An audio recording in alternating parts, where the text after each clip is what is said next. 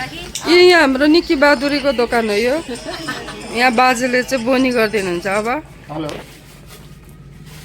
म यहीँ नजिकै छु कि म आइहाल्छु पैसा मागेर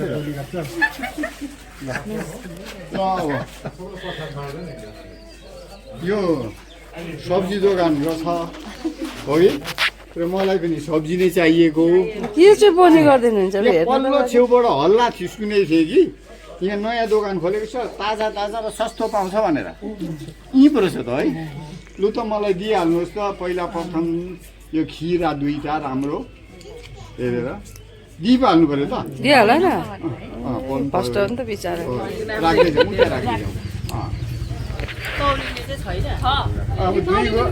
दुई गागा मकै दुई गोगा मकै दिनुहोस् त ल फर्स्ट ओपनिङ आधा किलो इस्कुस दिनुहोस् त व्यापारीले नतौलिदियो भने त कहाँबाट हुन्छ र तर यो मात्रै बट्टाको चिजहरू चाहिँ नतौलिनु है तौलिनुपर्छ भन्दा सबै त्यो बट्टाहरू तौलिनु थाल्यो नि त है ल अब यहाँ एउटा अब सब्जी ल्याउनु कोपी धनियाँ धनियाँ छैन रे अच्छा यो नानीहरूले खाने गुलियो मिठाईहरू के छ के छ क्याडबेरीहरू छैन क्याडबेरी हाल्नु कसरी गोटा बाजेले किन्नु सक्दैन बाजेले कति मजाले बोनी गरिदिनु हुँदैछ है यो गुलियो पनि किन्नुपर्छ नि त ल यसको दाम कति हो थाहा छ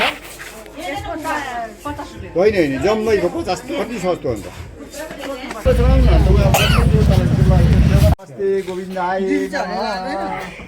हाम्रो तिलकको सब्जी दोकान ओपनिङ हुँदैछ है यसो सानो सानो फुल दिउँ त खोइ बाबा आमा ल घरको देवी देवता तल घरको देवी देवताहरू सम्झिनु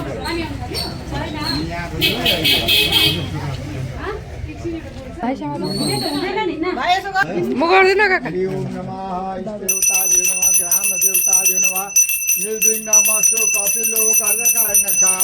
लम्बोदर विगतो विघ्ननाशो गणाधिप विनायक गुरु भानु ब्रह्म विष्णु महेश्वर सरस्वती प्रलय माधु सर्वकार ज्ञानमस्ति नमः